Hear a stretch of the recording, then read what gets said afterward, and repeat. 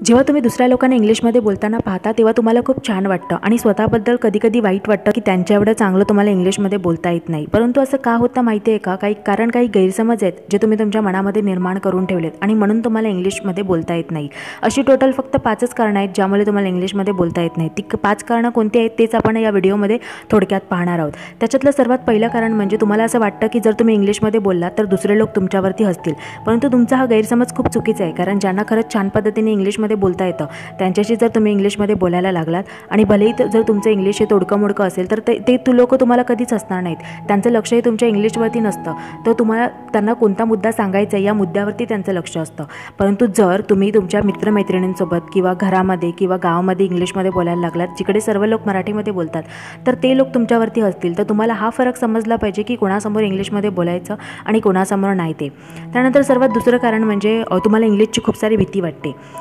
जशी मराठी भाषा आहे, जशी एक हिंदी भाषा आहे, जर्मन, फ्रेंच, जपानी, गुजराती, तेलुगू, कन्नड त्याच पद्धतीची इंग्लिश ही भाषा आहे। मग तुम्हाला इंग्लिशबद्दल एवढी भीती का वाटते? तुम्हाला स्वतःला हे बजावून सांगावं लागेल की बाकी सगळ्या भाषांसारखीच इंग्लिश ही भाषा आहे, तुम्हाला इंग्लिशला घाबरण्याची गरज नाही आहे। ही इंग्लिशची भीती तुमच्या मनामध्ये आहे म्हणून तुम्हाला इंग्लिश बोलायला जड जातं।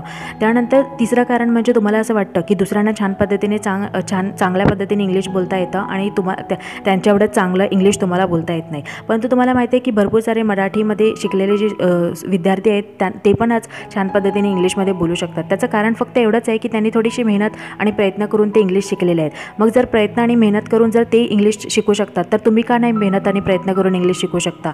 म्हणजे तुम्ही स्वतःला कमी समजता, तुमचा स्वतःवरती विश्वास नाही आहे। तुम्ही असं समजता की त्यांना छान पद्धतीने इंग्लिशमध्ये बोलता येतं तेवढं तुम्हाला येत नाही। त्यांनी प्रयत्न केलेत, त्यांनी मेहनत केली म्हणून त्यांना छान पद्धतीने इंग्लिश येतं। तुम्ही पण प्रयत्न करा, तुम्ही पण मेहनत करा, मग तुम्हाला पण छान पद्धतीने इंग्लिश येईल। त्याच्यानंतर सगळ्यात चौथं कारण म्हणजे तुम्हाला असं वाटतं की इंग्लिश भाषा ही खूपच कठीण आहे। परंतु तुम्हाला माहिती आहे की काही लोक असतात ज्यांना मराठी भाषा येते, हिंदी भाषा येते, इंग्लिश भाषा येते आणि त्याच्या व्यतिरिक्तही ती लोक जर्मन, जपानी आणि फ्रेंच अशाही भाषा शिकतात।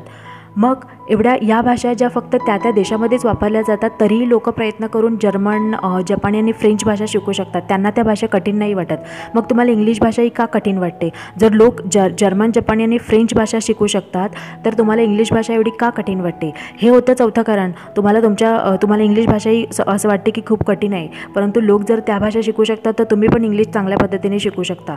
त्यानंतर सर्वात पाचवं कारण म्हणजे तुम्हाला माहिती आहे की तुम्हाला मराठी भाषा येते आणि तुम्हाला हिंदी भाषासुद्धा येते, परंतु तुम्हाला हिंदी भाषा ही कठीण नाही वाटत आणि इंग्लिश भाषाच कठीण वाटते। याचं कारण तुम्हाला माहिती आहे, कारण भरपूर सारे UP आणि बिहारचे लोक असतात जे तुमच्या शेजारी येऊन राहतात। त्यांना जर तुम्हाला त्यांच्याशी काहीतरी बोलायचं असेल तर त्यांना मराठी भाषा समजत नाही, मग तुम्हाला तेव्हा त्यांच्याशी हिंदी भाषेमध्येच बोलावं लागतं। किंवा जेव्हा तुम्ही मार्केटमध्ये जाता तेव्हा पण भरपूर सारे लोक, तुमच्या आजूबाजूचे लोक हे हिंदीमध्ये बोलणारे असतात।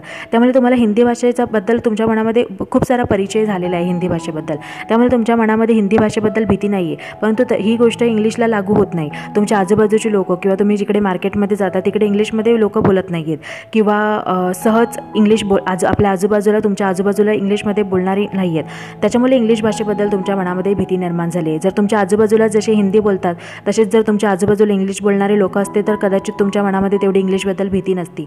म्हणून तुम्ही हिंदी भाषेबद्दल भीती नाही आहे, कारण तुमच्या आजूबाजूला जास्तीत जास्त लोक हिंदीमध्ये बोलतात।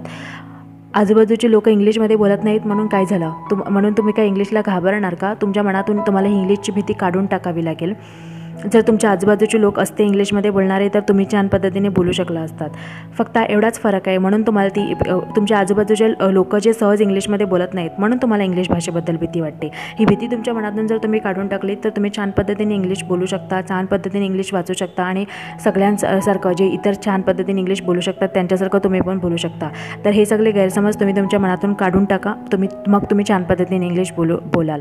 थँक्यू सो मच व्हिडिओ ऐकल्याबद्दल। तुम्हाला व्हिडिओ कसा वाटला ते कॉमेंट बॉक्समध्ये नक्की सांगा। जर तुम्हाला हा व्हिडिओ आवडला असेल तर या व्हिडिओला लाईक करा आणि असेच नवीन व्हिडिओ पाहण्यासाठी या चॅनललाही सबस्क्राईब करा।